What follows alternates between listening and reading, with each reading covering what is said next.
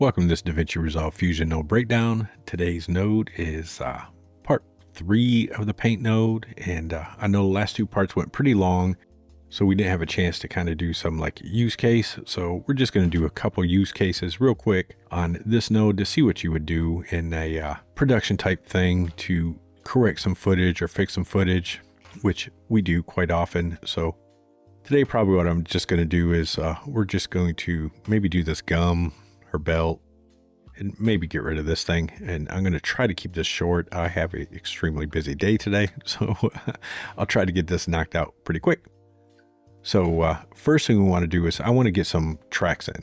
So I want to be able to track this gum, and normally for this type of stuff, there's a million ways to do things like, you could use just the removal tool and remove this. You use a removal tool and remove that. It's pretty simple. But since we're working on the paint node, we're going to use the paint node to do this because it's a pretty common practice to use the paint node to do stuff like this. So let's go ahead and track this little piece of gum or trash or what's on the sidewalk here so we can fix this one. So I'm going to first add a tracker. So we've got a tracker node, and let's find our little gum here, and I'm going to track forward.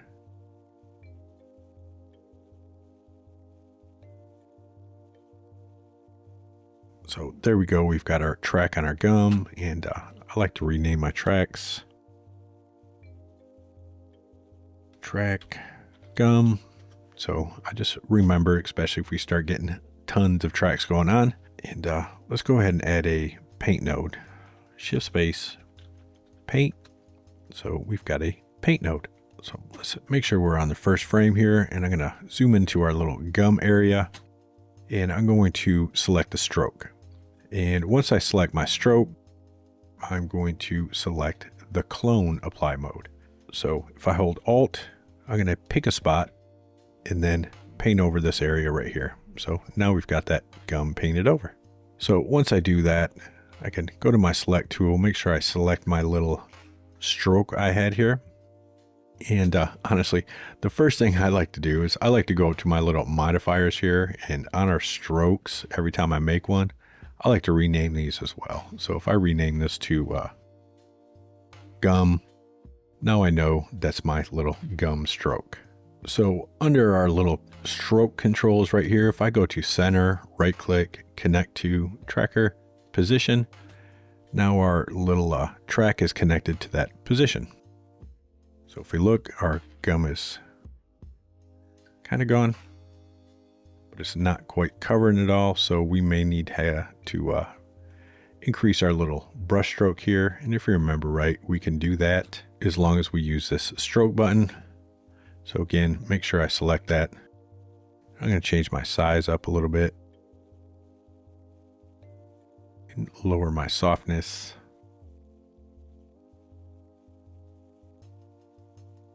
So now our little gum there is gone. I just want to make sure he doesn't jump into our little clone area. So there we go. Our gum is gone.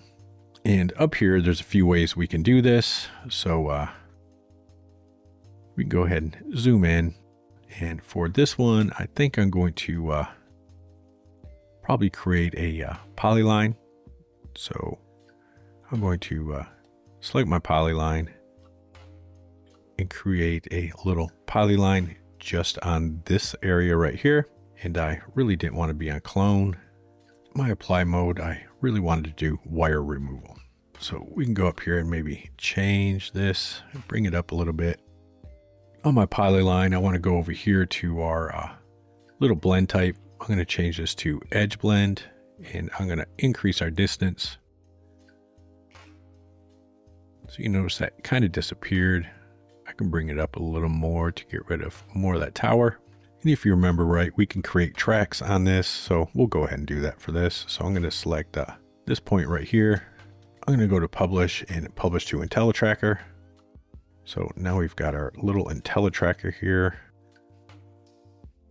So let's input it so we can see what's going on. And let's go ahead and track this forward.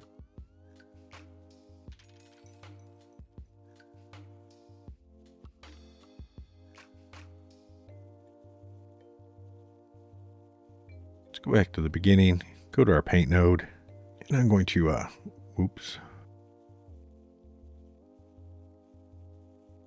I'm going to select this point right up here. I'm going to go over here, and on this, I'm going to make points follow nearby points so it stays in position. So now if we play, we've got that following our little tower there, and it's hidden. It's gone. So I'm back. I had to take a quick production emergency break, but I renamed this before I left real quick, but I renamed this to gum track, tower track, and then I believe we're doing our belt. So within the paint node, to be honest with you, we're not going to get a very good track on anything in here to be able to fix this kind of automatically, to be honest with you. So realistically, if you are painting this out, we would have to do this frame by frame, which means we would have to go to our paint node, and we could either use the clone multi-stroke or the stroke, but yeah, it would be extremely difficult because let's go here and let's change our size down, change it down even more, and not that small. So we would literally have to go in here and on this frame, our first frame, alt click to get us a little gold area here, and we'd have to paint that out, and we'd have to figure out how many frames this was going to be. So literally we would probably want one frame. So yeah, the multi-stroke might be better. So let's just select this and delete it. And let's go to our first frame here.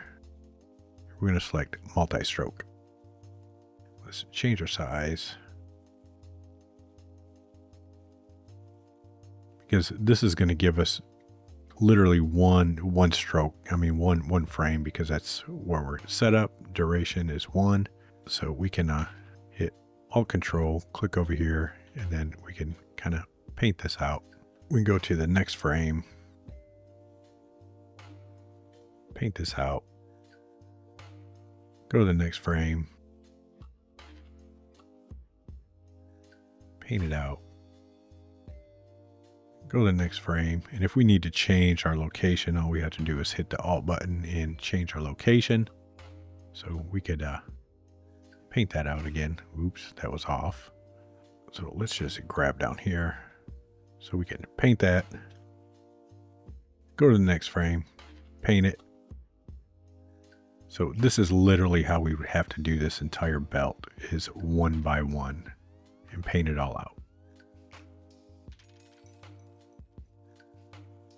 Because there's no real way to track that correctly and bring our shape back in to be able to apply it to it.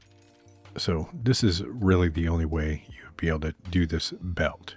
Now there's other ways. I mean, if I was to actually do this, I would probably use a planar tracker and then use a corner pin positioner to grab this back, and we can maybe show that. So I can go in here and I can delete all this stuff out,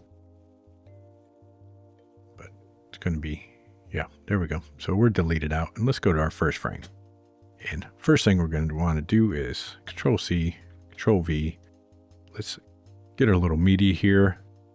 I pretty much need to freeze this frame, and I'm going to use this as my reference frame, the first one. So I would hold the first frame, 200. So now we've got our frame kind of locked there with nothing in our belt. So with this, I would take a crop node. So I'll get a crop node. There's other ways to grab this too. You could just open it up in Photoshop and cut it out if you wanted to, but within Fusion, we can use a crop node. So if I look at our crop node, and I go up here and select our little thing here, and we can select this area, and then we can find it again and fine tune it. So I can go right here and I can offset on my X, change my X size, oops, offset on my X, change my X size, change my Y size. So we got basically the belt in there. And I'm trying to get rid of those shadows and reflections, but that's good. So we've got the belt material there. So let's add a planar tracker. We're going to add it and input our media. And let's go here and let's create our little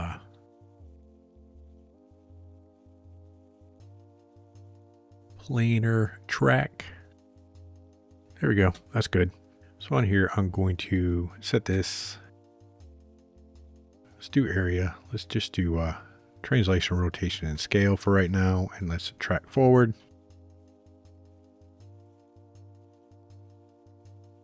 And not bad. Got a pretty good track. So we'll use that. We'll go with that.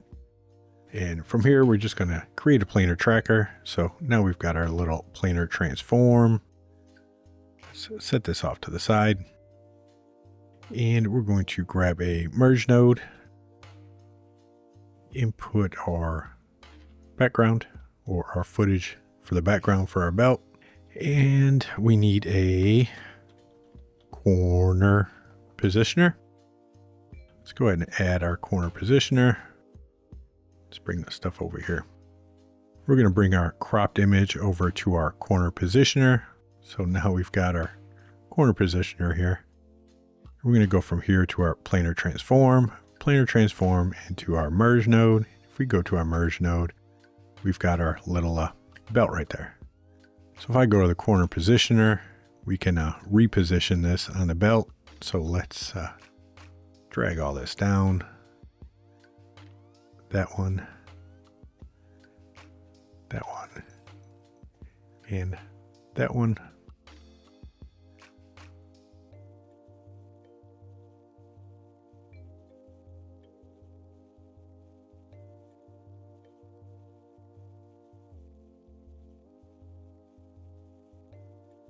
And there, and so now if we look at our merge node, we play it back, we've got our little belt covered with no reflections.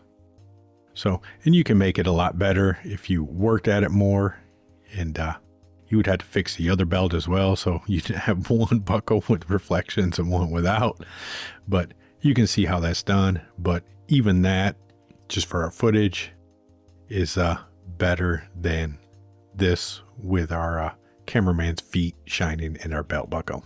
so there we go. And I actually should have probably brought our paint node into the background. So we had all of our stuff, or into the, yeah. So there we go. We went from this footage with our little gum, our little tower thing we need to get out of the way for further set design to add more buildings in the background. And we got rid of our cameraman's reflections right there. And of course we would do other things for this shot, but we're not. So there we go. No longer have that, no gum, and our reflections are gone.